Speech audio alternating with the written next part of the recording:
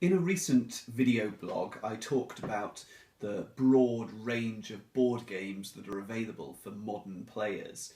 I had so many to cover that I didn't actually get on to talking about card games and dice games. So this particular video blog is going to be specifically about the full range of dice games, and that is in itself a very diverse category of games.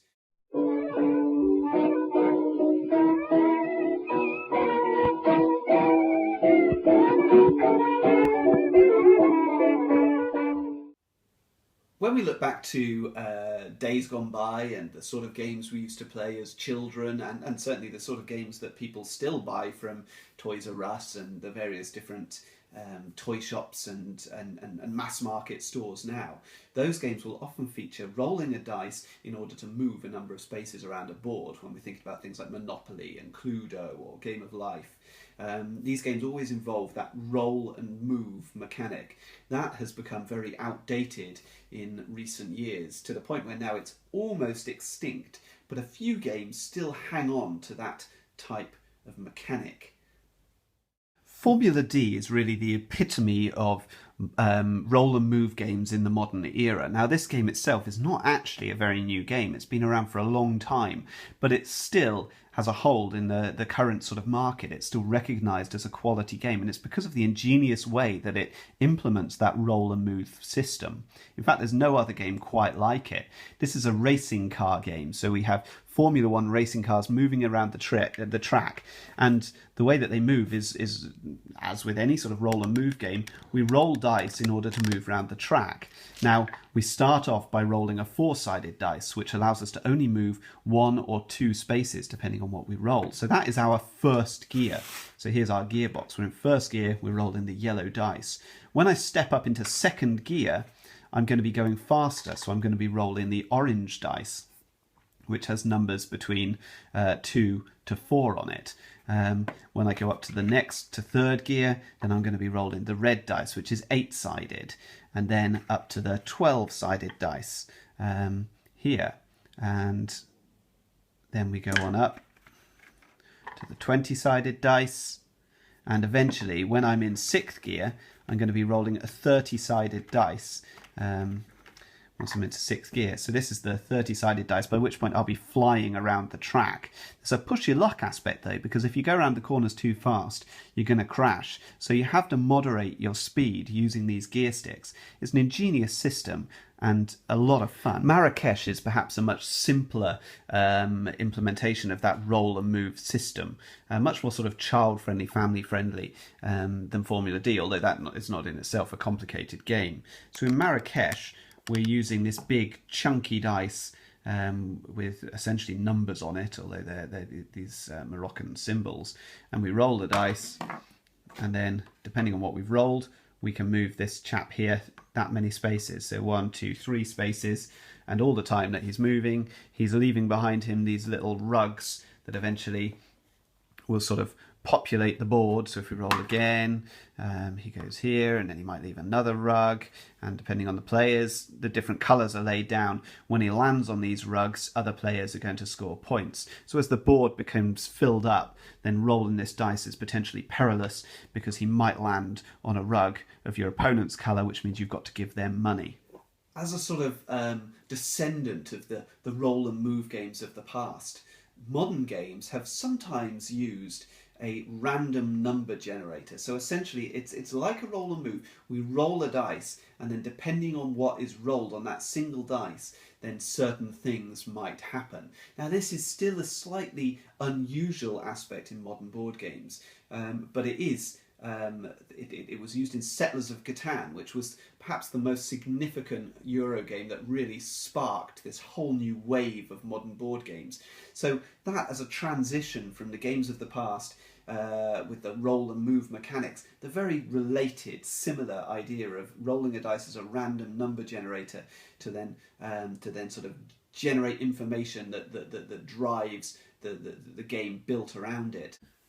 Machikoro is the game that has really taken Settlers of Catan's number generator sort of system for generating resources and so on, and run with it. So this is a more recent game. It's been out for the last couple of years. This is a deluxe version in a nice tin with a couple of expansions in there. It's really a beautiful game and very simple to play. In this game, you build these different buildings which are based on cards, which you purchase throughout the game, and then you roll the dice each turn, and if it rolls a certain number, so for example if you rolled a 3 your cafe would activate, or if you rolled a 9 your winery would activate. But the beauty of the game is when you roll that number, not only do your own cards activate, but your opponent's cards might activate as well, depending on what's written on them. And when they activate, different powers happen. You might gain money, you might take money from your opponents, you might generate other powers that help you in some way. So you build up an engine throughout the game, and each time you roll that dice, although it's random in terms of you're waiting for a certain dice roll, you can set up a system whereby every dice roll, or at least most dice rolls, are going to be helpful to you in some way, and then you rely on the luck of those dice rolls in order to generate the resources and ultimately the points that you need. Of course, aside from Roll and Move, the other big dice game that we'll all remember as children or from years gone by is Yahtzee. So Yahtzee being a case of rolling some dice, trying to score doubles, pairs, triples, put different combinations of dice, but having a series of re-rolls in order to achieve that. So that Yahtzee has become a mechanic in its own right. It's, as well as being a game, it's become a mechanic which is then utilised in modern games. Now this comes up a lot. These games all utilise that Yahtzee-based mechanism in some way or other. The idea of rolling dice and then re-rolling them in order to achieve certain results. But each of these games experiments with that mechanic in some way or other, some of them more successfully than others. These are not all great games. Some of them are very good, but they are all interesting games in that they all experiment with that basic formula. For example, Piraten Capern is a very simple system where you're rolling the dice in order to achieve set results, but each turn a new card is turned over that changes those results that are necessary in some way or other. Very, very simple variation on the theme, and the others will do things that are similar. This one over here, which is called To Court the King in English, and more recently has been released in a big box as Favour of the Pharaoh, really experiments with all different aspects of that Yahtzee mechanism and gives you special powers and things like this. It's a real exploration of the Yahtzee genre. And Viva Java, the dice game, tries to do something really interesting with a push your luck aspect to it. There's a greater degree of complexity in this game, but the pieces are beautiful, and the game is a much richer experience than some of this sort of lighter fare here. This one, Ninja Dice, comes in a particularly nice package, a little soft, foamy sort of case that's full of dice.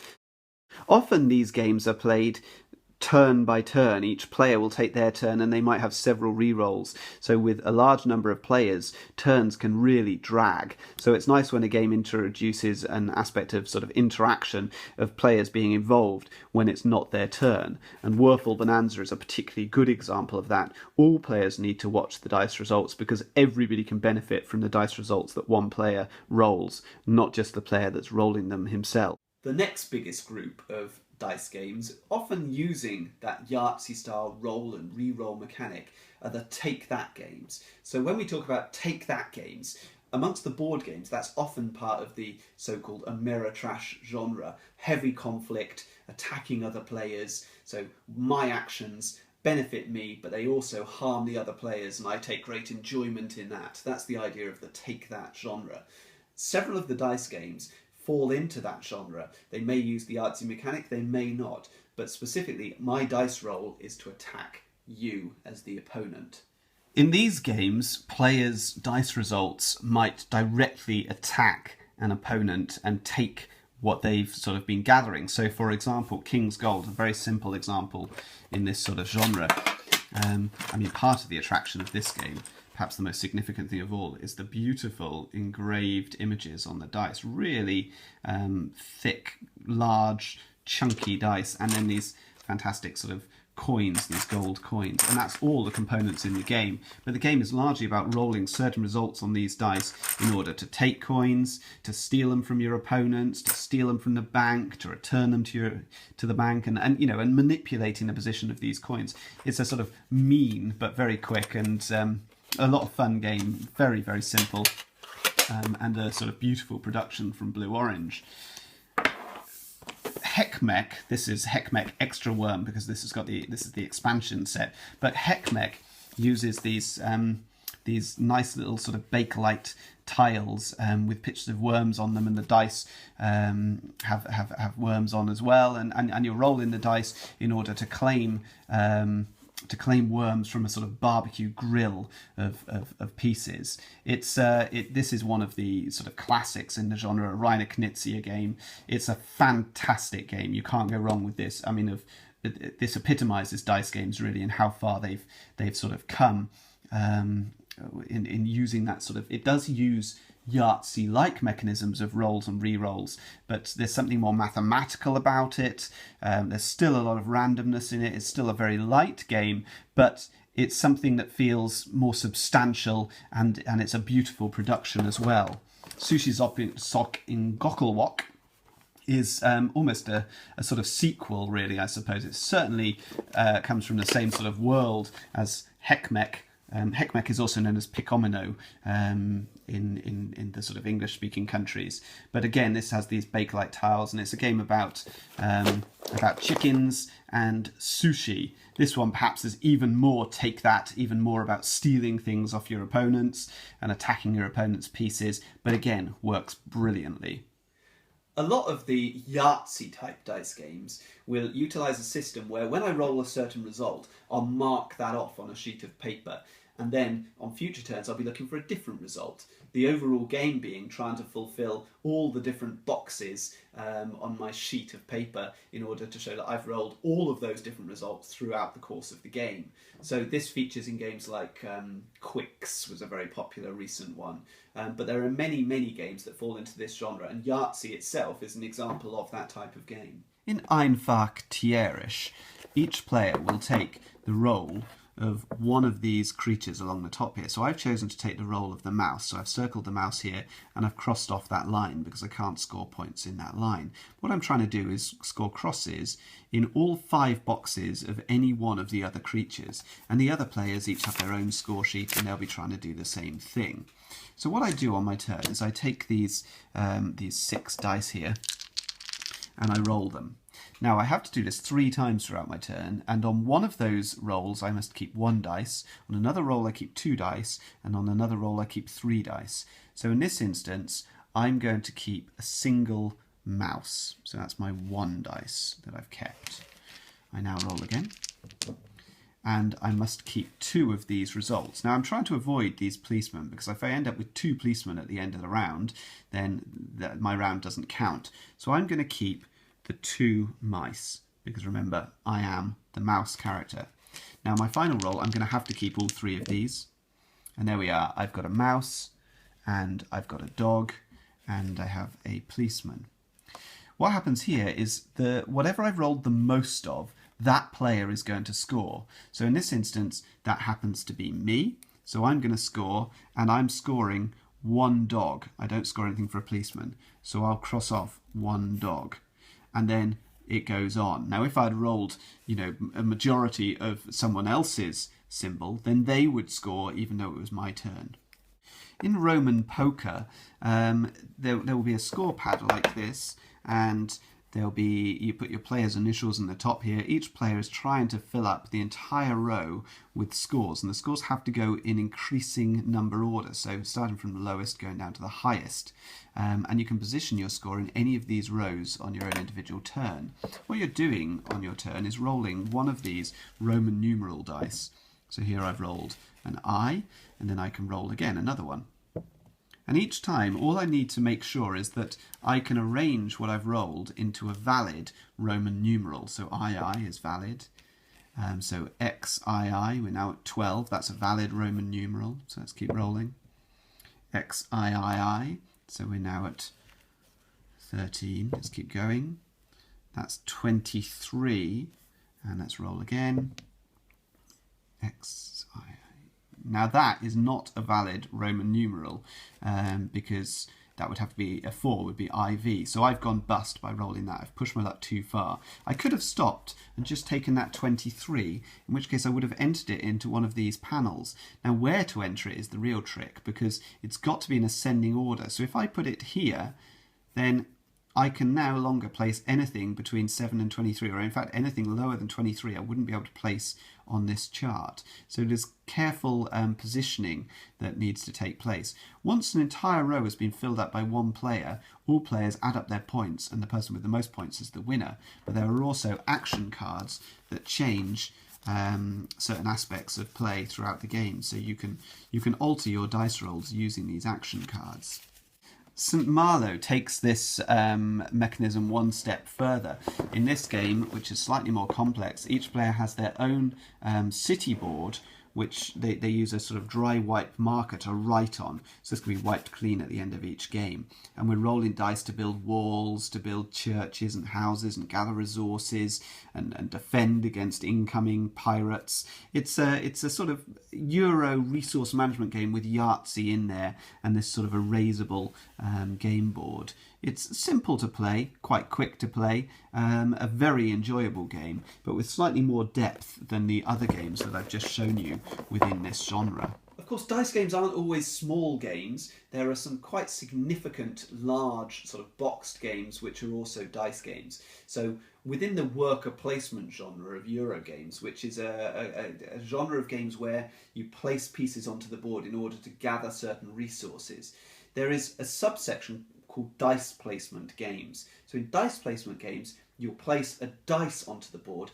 and the result showing on the dice will generate different resources to if I placed some other result. So it's similar to the worker placement genre, but with this added sort of random element of the dice and dice manipulation used within that action selection. Kingsburg is a more complicated sort of game, a lot going on, so I'm only going to show you very briefly how pretty the game is. So if we have a look at the board here, you can see all these different people who live in this place, Kingsburg, and when we roll the results that are indicated on the board, we place the dice to claim those spaces, and then we get the resources associated with them. And of course, with those resources, you can build various different buildings and activate cards and fight bad guys and all sorts.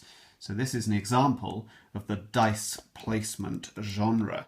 More complex again is Trois, which is again a dice placement game. If we have a look at the back of the box here, you can see that board and how we place the dice into various regions on the board, and this allows us to place meeples, these little wooden people, onto the board in order to claim various areas of the board and get resources and fight off events that go on. This is quite an involved Euro game that uses dice in an extremely clever way.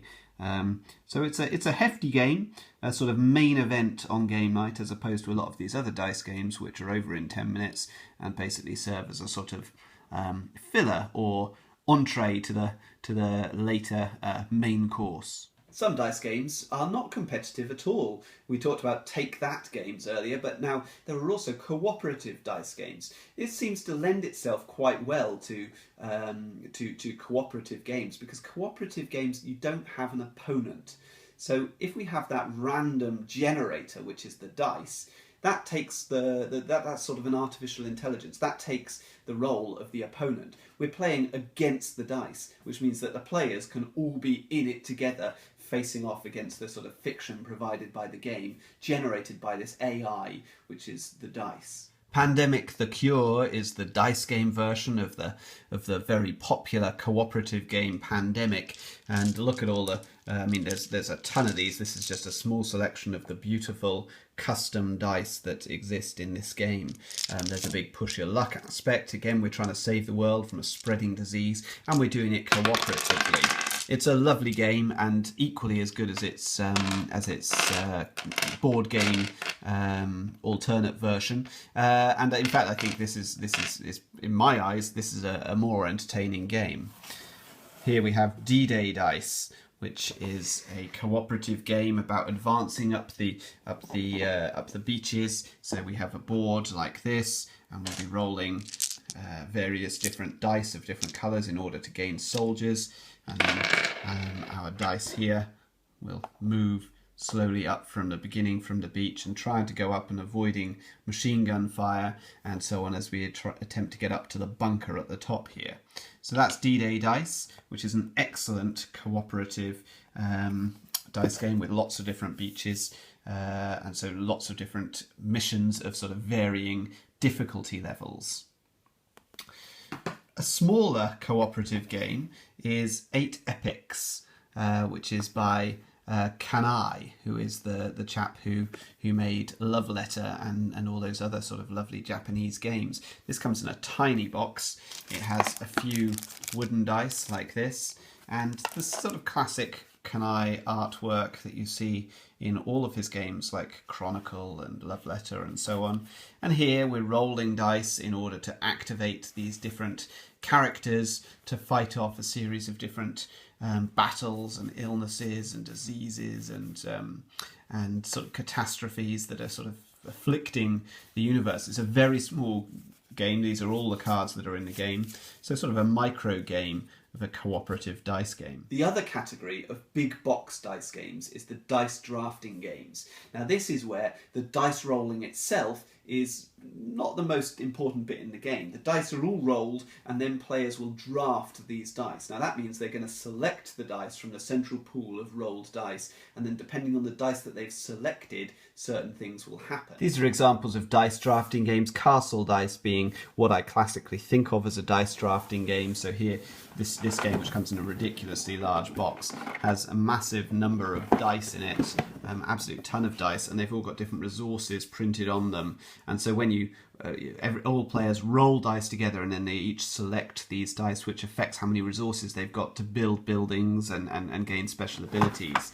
It's a game that I personally find a little bit slow and long, but essentially it does have that dice drafting thing. I like games where that dice drafting is used in a slightly different way, and so these are games that are related, but certainly not the same. Here we have Hide. Now this is a very interesting game. I think it's a Korean game, Hide. Hidden Identity Dice Espionage. In this game, that central pool of dice that are rolled, I'll have one secret dice hidden away and the other players are trying to guess what it is and assassinate it. And so when I select a dice from that individual draft, of dice, that individual pool of dice that have been rolled in the centre, that's going to give other players information about my own dice, and it's going to give me the opportunity to try and assassinate their dice and guess what their dice result is showing and what dice they've got. It's a really nice production. It looks great. Again, lots of custom dice, lots of nice sides on those, alternate sides in there. They're not just standard D6, six-sided dice. This is Las Vegas. This is actually Las Vegas Boulevard, which is the expansion to Las Vegas. This is I was trying to work out which category to put it in, but I sort of think of this as a dice drafting game. Although you don't have a pool of dice that all players draft from, when you roll your dice, you have your own selection of dice and you can only use a small subset of them. So you're sort of drafting from within your own pool and then placing them, and it turns into almost an area majority game. Let me show you how it works. In Las Vegas, what I do on my turn is roll all of these dice, so all dice of my colour. So I roll them all, and then I look at the results, and all matching results of any particular number can be placed onto the corresponding casino. So for example, I could place all of my 3s onto the 3 casino. I have to place all of them, I can't place some of them. Or I could place all of my 6s, for example, onto the 6 casino down here. And other players are then going to do the same thing. So it's now the next player's turn. So the blue player rolls, and then he decides, okay, he's going to try and compete with me on the 6s. So he places a 6 into the 6 casino down here as well. And what we're doing here is we're competing to take a share of this money that's along here. Now at the moment green is winning because he has more on that 6 casino. If we get to a situation where there is a tie, then these dice are neutralized, so none of these dice count because they're tied. So if the red player could get in with a single 6, he would now win on this casino because ties don't count. Otherwise, we're looking for majorities, and then the player with the most dice on a particular casino will take the highest value money, and money is points at the end of the game. And so that's how the game works. It's a load of fun, rolling the dice, placing them, your turns move quickly, it makes a lot of sense, but there's a lot of strategy in terms of which casino do I pick. Do I go for the high reward, but also high risk, or do I go for the low value things? There's a lot of pushing your luck and a lot of really messing over your opponents by neutralizing their dice by creating these tied situations. Closely related to the dice drafting games are the dice pool building games. So these are based on the old deck building games like Dominion, which have been around for the last few years. Very popular card games where you generate a deck of cards throughout the game. In the dice pool building games, or dice building games, what you're doing is using the dice results to buy other dice, putting those dice into your pool of dice so that that grows, and then on each turn you're rolling different dice and better dice, dice with different results on the surface of them, so that you can generate those extra results. You can build an engine where I purchase things that are going to improve my future turns. 2 dice games by Tom Lehman. These games they have some complexity to them, but they tend to rely around these sort of dice with custom sides on them as special abilities, and dice of different colours. So if we look at Cube to begin with, which is the simpler of the pair, in Cube, look at all the dice that we have, absolute ton of different coloured dice, and each dice will have different surfaces on, different results on the different surfaces. So if we move over to have a look at the cards that come in the box, they show you that on a blue dice, for example, we'll have all these different results, and these are different special abilities that you can get. These are the sort of yellow dice in there, and then these cards are what we're aiming for in order to score points. So we're using dice to buy more dice, building up our pool, and then trying to achieve certain results in order to score points. This is a similar system to what's used in Roll for the Galaxy. So Roll for the Galaxy is the dice game version of Race for the Galaxy, a very popular card game. Now, the number of dice in this is my pool. I've got them in a special container because there's absolutely loads of them. I couldn't even begin to get into the complexity of Roll for the Galaxy, but it is a fantastic game. It's a heavyweight, but fairly quick playing. Heavyweight in terms of the complexity of play, but short to play. And once you get to the hang of it, it just runs so smoothly, and the experience is fantastic. But it is a bit of a tricky one to learn. It's well worth the effort. The final group of games that I wanted to discuss with you are games that use dice in an irregular way. Maybe the dice might be in a regular shape, or they might be used in a way that wouldn't be the standard use of a dice, throwing it or re-rolling it as we've seen in these other genres. So let's have a look at some games that use dice in an irregular way. Baby Boom is one of the little hidden gems in my collection. I don't see anybody talking about it. I got it given to me for free at Essen convention a couple of years ago, and it's a fantastic little game that uses dice as sort of countdown markers, as bombs that are going to go off. So at the start of the game, all the dice show 5s, and then each dice colour belongs to a certain player. So this is a 4-player game. If this yellow player chose to take their turn, they could move one of these dice, but when they do so, they must turn it down 1 notch.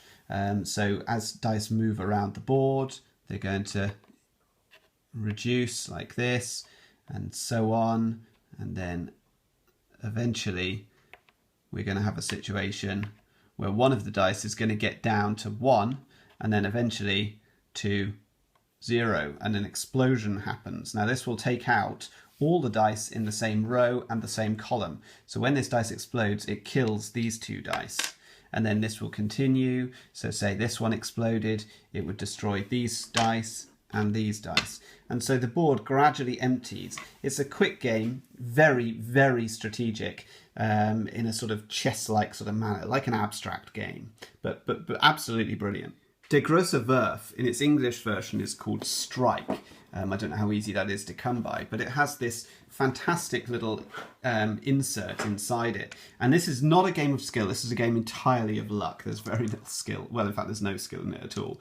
The game starts with 3 dice in the centre like this, and then on a player's turn, they will chuck a dice in there. Now, none of these dice match, so the player can continue throwing them in. This one is a cross, so it is removed from the game. That one's thrown in. Right, now he has 2 6s, so he removes those 2 6s, and that is the end of his turn. The next player then goes and does similar sort of thing. This one is taken out, and the player takes out the 2 2s. And so the game goes on with players trying to get rid of their own dice. When they get thrown in like this, another one goes in. Right, in this situation, the X is removed and the 2 6s match, so they're both removed. The next player now must throw all of their dice into the pit at the same time. So there we go. The 3s come back to the player and these 3 remain in there. And so dice keep coming back to the players, keep going in, but it's kind of hypnotic, this game. It's ridiculously more fun than it should be. Playing it with children is fantastic. I've played it with children as young as 4. I've played it with groups of adults and they're wailing and laughing, and it's fantastic. And particularly enjoyable when somebody does something ridiculous like throw one in and it just completely bounces out and goes off somewhere and that dice is lost. That's the only skill in the game, is land a dice in the pit. Don't bounce it out. Polterfass is a strange little game from one of my favourite publishers, Zoxum Spielen, who always makes quirky, odd little German games suitable for family audiences. This one's no different. It's about brewing beer and serving up beer to your customers, and essentially it uses non-regular dice. These are barrels which have numbers printed on the opposite sides of them. And it's also full of beer mats which serve no purpose apart from to give you a surface to land your dice on. So what you do on your turn is you put the barrels into this dice cup, you give them a shake, and then you lay it down here. You're trying to achieve a set total of numbers. And when you release them, the numbers which are face up are the ones which count. So here we have 6, 9, and then you can continue rolling more and see if you can increase that total. But if ever you roll and none of them are standing up, then you've gone bust. And that's essentially the essence of the game. It's a fun push your luck style dice game. Cube Quest uses very light plastic dice with stickers on them, and in this game we're going to be flicking these dice, literally flicking them at your opponent to try and knock their pieces off the board and to land your piece in certain areas of the board. So if we look at the back of the box, you can see what I mean. You place your dice into certain combinations, even potentially stacking them, and then you're literally flicking them, trying to knock their king off the board. That's pretty much the whole game, apart from you have different abilities on these different characters. The mat itself, the board itself, is a sort of mouse mat material, so it's nice and soft, and these dice are extremely light. They're hollow plastic discs with stickers on. The stickers are they're already on there, so you don't have to spend ages sticking up the dice before you start to play. It's simple, it's very funny, it's quick, and it's just unlike any other game I've ever played, really. I suppose if you think about disc flicking games like Catacombs or Crokinole, the old abstract game, these are the sort of genre that we're in, but this is much sillier, but it's hilarious fun. So that's it. That's my top 10 different ways to use dice in modern board games. The top 10 dice game mechanics. So what have we left out? Well, I suppose the most significant one is push your luck. The classic example being can't stop. Okay, I've left that out because a lot of these games feature push your luck. That it does work as a mechanic in its own right, but I tend to think of that as something that is incorporated into all dice games. The other big genre that's missing is real-time dice games, where you're rolling against the clock, perhaps racing against other players. There's that game Tenzi, where I'm rolling to be the first person to achieve a certain result, or Escape. That's Escape from the Cursed Temple, or Escape from Zombie City. I can't remember what they're called. I find these games very, very stressful. Just rolling, other players doing the same thing, a big panic.